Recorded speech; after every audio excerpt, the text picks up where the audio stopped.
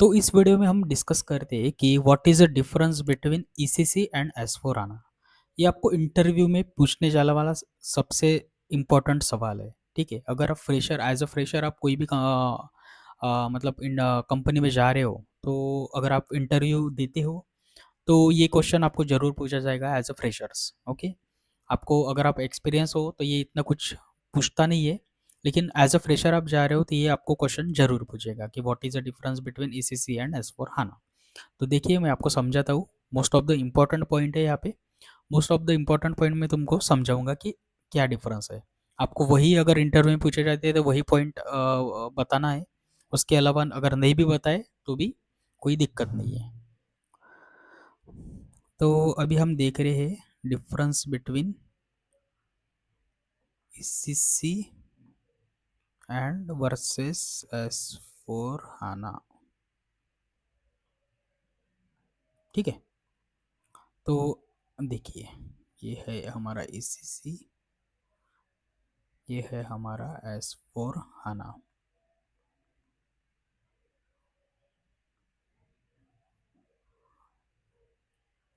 Okay, सो अगर हम पहला पॉइंट की बात करें तो ये जो पॉइंट है ये सबसे इम्पोर्टेंट पॉइंट है।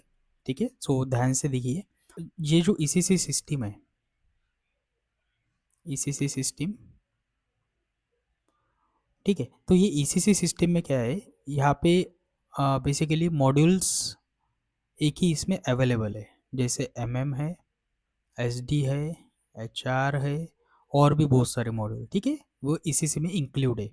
लेकिन इसके अलावा भी कुछ ऐसे मॉड्यूल है जो डेडिकेटेड मॉड्यूल है, जैसे जीआरसी, ठीक है, बीडब्ल्यू, ठीक है, उसके अलावा है सिक्योरिटी,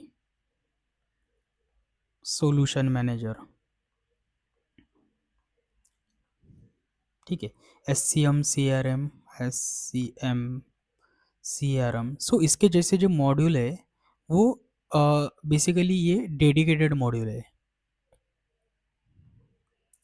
डेडिकेटेड मॉड्यूल है। ओके, तो क्या होता है, तो बेसिकली ये डेडिकेटेड मॉड्यूल है। लेकिन एस4 हाना में क्या है, अगर ये एस4 हाना है तो जो भी ये मॉड्यूल्स है अभी हमने डिस्कस किया, ये जो बी डब्ल्यू, सिक्योरिटी, जीआरसी, ये जो भी मॉड्यूल है ये एक ही सिस्टम में इनबिल्ड है। ठीक है, तो all modules are inbuilt in single system, all modules are embedded in single system. ठीक है, तो ये बहुत इंपॉर्टेंट पॉइंट है। चलो, अब ये समझ में आ गया आपको। अभी हम डिस्कस करते हैं दूसरा पॉइंट। तो यहाँ पे जो प्रेजेंटेशन लेयर पे जो यूज़ होता है, प्रेजेंटेशन लेयर, तो यहाँ पे जो ईसीसी में प्रेजेंटेशन लेयर यूज़ की जाती है वो होती है जीयूआई, ग्राफिकल यूज़र इंटरफेस। और यहाँ पे जो यूज़ होता है वो है फ्यूरी। ठीक है, यहाँ पे कंपेरेटिवली ये बहुत फास्ट है, बहुत एडवांस है यहाँ पे, और बहुत सिंपल है। तो ये तीन चीज़ें बहुत ज़रूरी है। ठीक है, इसको इंस्टॉल करने के लिए सिक्योरिटी आना चाहिए। ठीक है, एक डेडिकेटेड, अगर फ्यूरी किसी को इंस्टॉल करना है तो इसको फ्यूरी का नॉलेज ज़रूर चाहिए। ठीक है, एससीपी सिक्योरिटी के बाद हमें फ्यूरी पढ़ना है। और अभी ये बहुत बूमिंग भी है क्योंकि क्लाइंट जो है वो बेसिकली ये फ्यूरी का ही यूज़ करने लगे हैं। ठीक है, तो ये जो प्रेजेंटेशन ले रहे हैं यहाँ पे जीयूआई यूज़ होता है, यहाँ पे फ्यूरी यूज़ होता है। अगर हम थर्ड पॉइंट की बात करें तो अगर डेटा माइग्रेट करना है legacy system to ECC system. ठीक है, अगर लेगेसी सिस्टम मतलब क्या होता है, जिसमें भी हमारा डेटा अवेलेबल है, ठीक है, उसको बोलते हैं मतलब जो ईसीसी में नहीं है, मतलब एसएपी में नहीं है, और जो भी डेटा हमारे कोई और डिवाइस में सेव है तो उसको हम कहते हैं legacy system.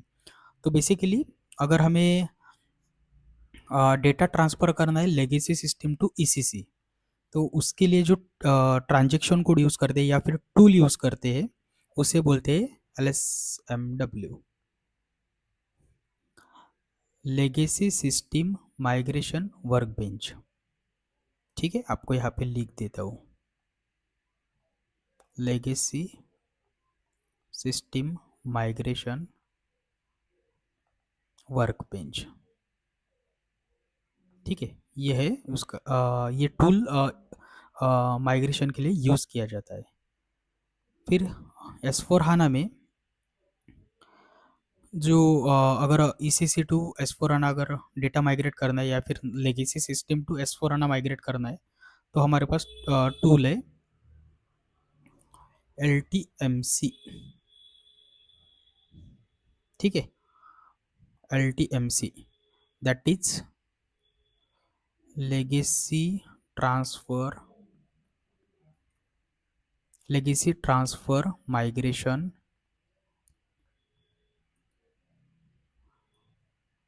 Cockpit, legacy transfer migration cockpit. तो ये टूल यूज़ किया जाता है डेटा माइग्रेशन के लिए। ठीक है, फोर्थ पॉइंट ये है कि जो भी पहले टेबल्स यूज़ करते थे इन ईसीसी, जैसे कि मारा हो गया, MARC एंड MARD। ठीक है, सो ये जो कस्टमर मास्टर, सो ये जो मास्टर डेटा थे, मास्टर टेबल थे। ठीक है, जैसे MARA जो है, ये बेसिकली क्लाइंट का डेटा सेव करते थे। ठीक है, जैसे MARC है, इसमें प्लांट का डेटा सेव रहता था। ठीक है, ये मतलब ये टेबल में सेव रहता था। उसके बाद MARD है, इसमें स्टोरेज का डेटा। सो इस टाइप के जो डेटा है, ये पर्टिकुलर डेडिकेटेड टेबल थे इसमें। ठीक है, ये एक टेबल था, ये अलग टेबल था, ये अलग टेबल था। लेकिन S/4HANA में क्या है, एक सिंगल टेबल बना दिया है। ठीक है, जिसको नाम दिया है MATDOC,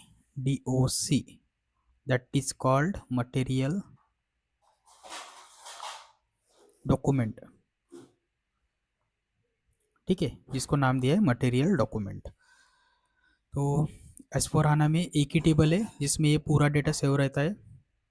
ठीक है, और इसमें एक स्पेसिफिक टेबल थे। तो पॉइंट देखते हैं, जो कि है client server architecture. Client server architecture, इसका क्या मतलब होता है? जैसे हमारे पास प्रेजेंटेशन लेयर है। ठीक है,